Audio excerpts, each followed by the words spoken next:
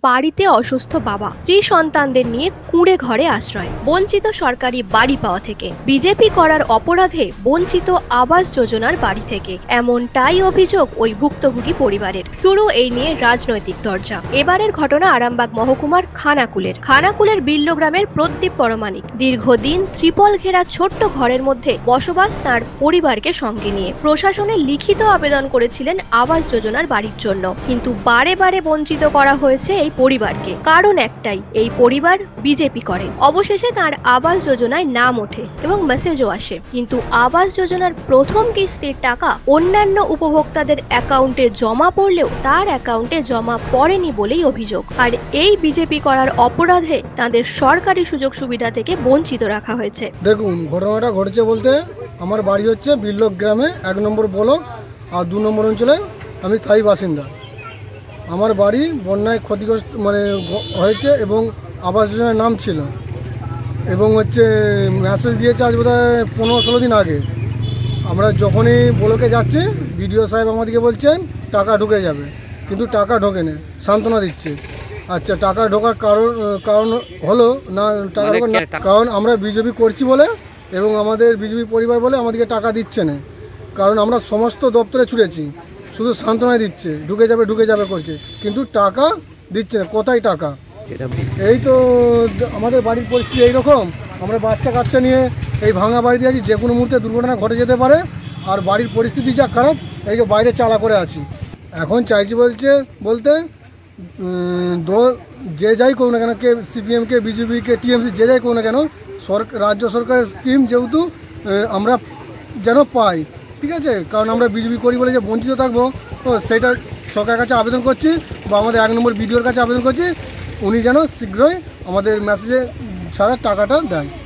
দেখুন, আমি বিজেপি করি বিজেপি করি বলে সেই অপরাধে কি আমার টাকাটা দেওয়া হবে না, সেটাই আমি বলতে চাইছি আর কি। কেবল প্রদীপ বাবু নন, আরো বেশ কয়েকজন ব্যক্তি নাকি বিজেপি করে বলে তাদের বঞ্চিত করে রাখা হয়েছে। তাদের অভিযোগ বলতে, আজকে আপনারা দীর্ঘদিন ধরে দেখছেন যে এই বছরের যে বন্যা, যে ভয়াবহ বন্যা পরিস্থিতি, বিশেষ করে কাবিলপুর অরুন্ডার অঞ্চলের কাবিলপুর গ্রামে যে বন্যা পরিস্থিতি তৈরি হয়েছিল, এখানে সামনে হানা নদী বাঁধ ভেঙে গিয়েছিল।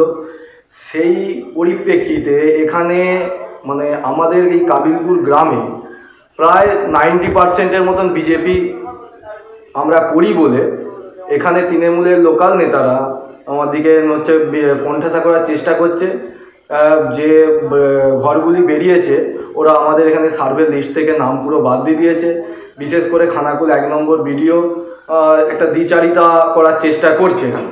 এর আগে আমাদের গ্রামসভাও নাকি হয়েছিল, সেটা আমাদের এখানে যে প্রধান আছে সে গ্রামসভায় সেই রকম কাউকে বার্তা দেয়নি, গ্রামসভাতে কেউ সেই বিষয় তুলে ধরতে পারেনি। সেখানেও আমার কাছে খবর আছে, আমাদের যে বর্তমান বিডিও সাহেব আছেন উনি নাকি সেই গ্রামসভায় উপস্থিত ছিলেন। তারপরেও আমাদের কি করে এই লিস্ট থেকে নাম বাদ যায় বা সার্ভে হয় না। আর দ্বিতীয়ত, তাও দেখতে পাচ্ছেন যে যারা বিজেপি করে সেই ঘরগুলোই দেখে তাদের মেসেজ ঢুকেছে, অথচ তারা টাকা পাচ্ছে না। এই রকমও ঘটনা ঘটেছে। আমরা এই 2-1 দিন আগে আমরা এখানে স্থানীয় বিধায়ক আরামবাগ সাংগঠনিক জেলার সম্মানীয় জেলা সভাপতি বিমান ঘোষের নেতৃত্বে আমরা ব্লক ডেপুটেশনে দিয়েছি। আমরা আশা রাখবো যে যাতে তাড়াতাড়ির মধ্যে আমাদের এখানে সার্ভেটা নতুন করে করা হয়। পরিস্থিতি আপনারা দেখলেন, এখনো পর্যন্ত বহু মানুষ এখানে তিরপল খাটিয়ে নদী বাঁধের উপরে বসবাস করছে বাচ্চা নিয়ে।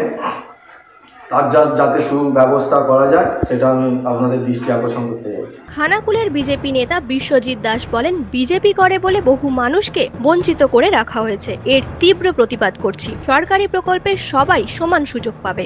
দেখুন, আজকে আবাস যোজনার বাড়ির ক্ষেত্রে যে সমস্যাটা ঘটেছে খানাকুল ব্লকে বা সর্বত্র পশ্চিমবাংলায় কিন্তু এমন নয়।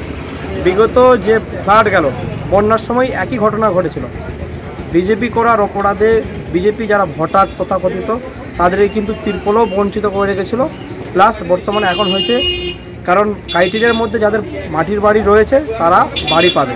সেই ভিত্তিতে যখন সার্ভে করা গেছে, তখন সার্ভের ভিত্তিতে যেমন নাম তুলে নিয়ে গিয়ে, আমি যতটুকু জানি পঞ্চায়েত লেভেল, ব্লক লেভেলে, এমনকি ডিএম লেভেল পর্যন্ত এসে মানে সুপার চেকিং পর্যন্ত কমপ্লিটের পর ফাইনালিস্ট হওয়ার পর 4 তারিখ থেকে 4 এবং 5 তারিখে গ্রামসভা ছিল। গ্রামসভায় সেখানে পার্মানেন্ট পাস হওয়ার পর থেকে টাকা আসতাম। 12 তারিখের পর থেকে কম বেশি সকলেরই অ্যাকাউন্টে ফোনেতে মেসেজ আসছে, তার ভিত্তিতে টাকা ছাড়া হচ্ছে। দেখা যাচ্ছে মানে স্পেসিফাইক বিজেপি পরিচিত নেতৃত্ব বা বিজেপি করে এমন মানুষদের কিন্তু তাদের ফোনে 1,20,000 টাকা মেসেজ এবং আপনার প্রথম কিস্তি তবে 60,000 টাকা ঢুকবে এমন কিস্তি এমন মেসেজ থাকা সত্ত্বেও তাদের বাড়িতে টাকা ঢুকছে না। কারণ একটাই, তারা বিজেপি করে। এটা একদম, কারণ আমি আপনাকে দায়িত্ব নিয়ে তথ্য দিতে পারবো, একই গ্রামে ঠাকুরানী চকের অঞ্চলের বলি একটা পাট টাকা ঢুকছে আর একটা পাটে টাকা ঢুকছে না কেন? পশ্চিম ঠাকুরানী চক মাইনে টাকা ঢুকছে, একই পাশে পূর্ব ঠাকুরানী চকে 32 জনের বেনিফিশিয়ারি আছেন, তাদের একজনের 32 জনের মেসেজ ঢুকেছে কিন্তু একজনের টাকা ঢুকবে না। আচ্ছা, আমার জিপিতে আপনাকে বলে রাখি, কৃষ্ণনগরে দেখা গেছে পরিষ্কার, আপনাকে নাম বের বলছি, সেখানে পরিষ্কার এই কন্ডিশন একই হয়েছে। তৃণমূল কীভাবে মানুষকে রাজনীতি করাচ্ছে শেখাচ্ছে দেখুন। আমাদের বিজেপির জনপ্রতিনিধি, ওনার মায়ের নামে কিন্তু গোপালনগরের জনপ্রতিনিধি আছে, ওনার মায়ের নামে বেনিফিশিয়ারির নাম আছে, এবং এমনকি ওই বাড়িতে সুপার চেকিংয়ে আমাদের বর্তমান যিনি বিডিও সাহেব আছেন উনি গিয়েছিলেন। তারপরেও কী কারণে টাকাটা আটকে রয়েছে, যদি বিডিও সাহেবকে যদি প্রশ্ন করা হয় তিনি উত্তর দিতে পারেননি, কারণ তিনি তৃণমূলের কাছে ভীতস্ত বোধ করে তিনি ভরসা করে উত্তর দিতে পারেন না।